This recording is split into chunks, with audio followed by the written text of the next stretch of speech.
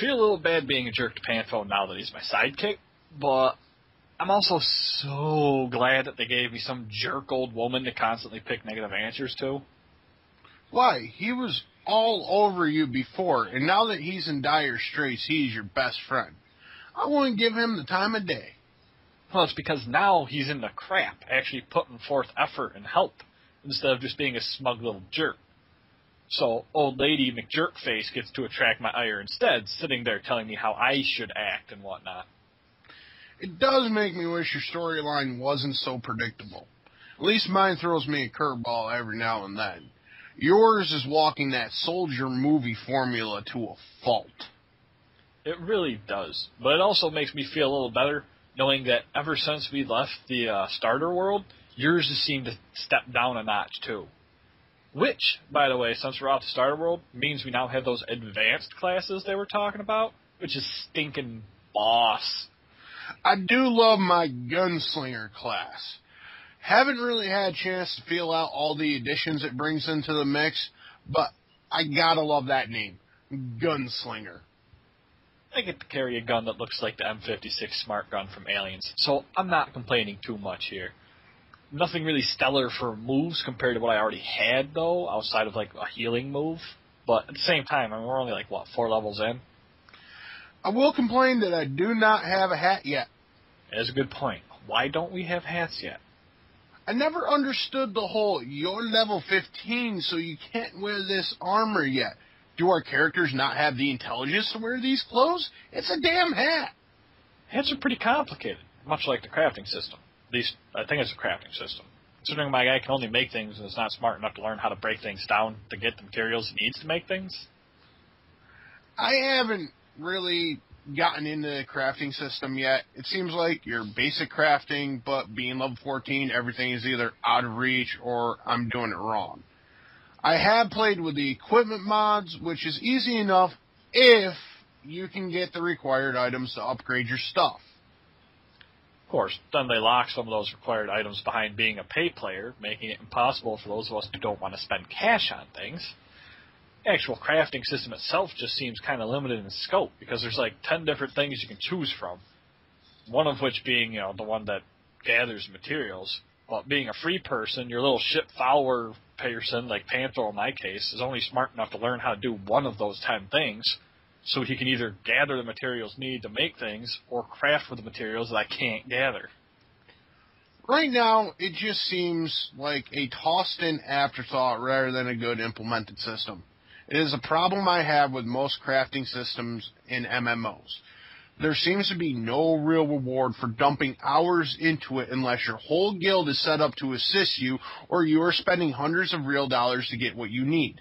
Again, I could be wrong, but right now, that's how it feels to me. I know the current stuff I could build is better than anything I have, but like you said, getting the materials by yourself is going to be an issue. I have maybe one of the 2 pieces of the item I need, and I think I got it by destroying something I won the Need or Greed raffle. What was your take on the Flashpoint has to? The optional mission was a lot of fun. I do wish they had given us an estimated completion time, because it added an hour or 2 to the arrival on the station. But it was fun, entertaining, and enforced that whole there is a war going on aspect. It also had one of those fish guys, so I enjoyed getting to yell, "It's a trap!" constantly. Also, what is it with the good characters constantly telling me to nuke civvies who are just in the wrong place at the wrong time? Oh, Mon Calamarians. Probably Akbar's long-lost relative, too. And I'm not sure what it is with the morals. I thought we were fighting the Empire for the Republic, yet every one of the command officers we run into seems to be all about blowing people away. Does the Empire's command officers default to unleash the Care Bears? Hey, these guys might be bomb cyborgs that look human. Kill them. Hey, we need to unlock the doors. Vent these engineers instead of doing what they said would work. That one person really wanted to kill some engineers, and then they told us we couldn't save them, and then we did. That we did. And it also dropped a decent gun as a reward. So I guess I can't really complain too much about all the Killmonger command officers.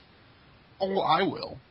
And the rewards were nice. I was kind of hoping the quest would amp up a little bit after the tutorial world, but it seems to be that other than background, they're all about the same.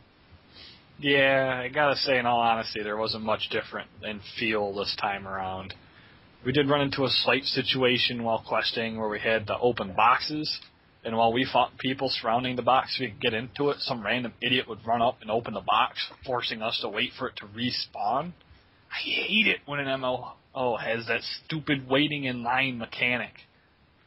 That one mission with the boxes did get annoying fast. I also wonder why MMOs feel the need to only have one trainer in an area. Coruscant and the station were so cramped at times that I couldn't find who I needed to talk to. I also lost you in the Thrawn many a times. Why can't there be 2 trainers per class? I mean, is it so important that you can only talk to this one person and then you can't see that person because there's 1,000 characters around them? Well, I mean, to make it worse, the place is large enough that traveling through parts where the NPCs aren't makes it feel barren because there's nobody around. And I'm still not sure why we even need someone to train us how to do such simple moves as spin up the barrels of the gun. I'm supposed to be some elite squad elite, and I don't know how to rev her up. Or wear a helmet.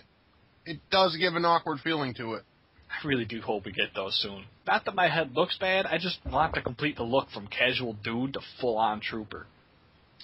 It just seems that the game cannot decide if we are legends or if we are building up our legend. In the menu and codex, it sounds like the story is us building our legend. Yet, in-world, especially with your story, every NPC is a fan and talking about how awesome we are. But we can't wear half the armor options or equipment. And I'm not talking that we have a level 20 item we're trying to wear at level 14. I'm talking the gear slots are locked and then it doesn't tell you when it unlocks. I'm sorry, but I think the scales are a little skewed. Well, it did, however, give us a nice little bone throw. You remember what that was? No, I don't. Fart-talking pig midget alien.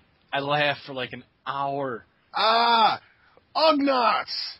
They were a laugh riot, talking with farts and all that. I guess that really kind of wraps up my thoughts this time around. I will say, before we cut it off, that the format is probably going to change from every 5 levels to whatever we get in a session. And it's not just because, our schedules are getting a bit in flux lately, which they are, but also it seems like it's going to take longer and longer to get those 5 levels ever since we hit that you're not paying for the game so you earn less experience thing. That XP drain is really, I'm not going to say annoying, but at the same time, the game is constantly reminding you that you're this deadbeat who's not paying to play your game. And thinking back on this session seems a little bit harsher than the last 2 sessions. And I want to sum it up with this. The game seems confused as to what it wants to be. It's free to play, but it's not free to play. You're an epic hero, but you're not that epic or heroic. And that seems to be bleeding through to the experience a little bit, and I'm noticing it.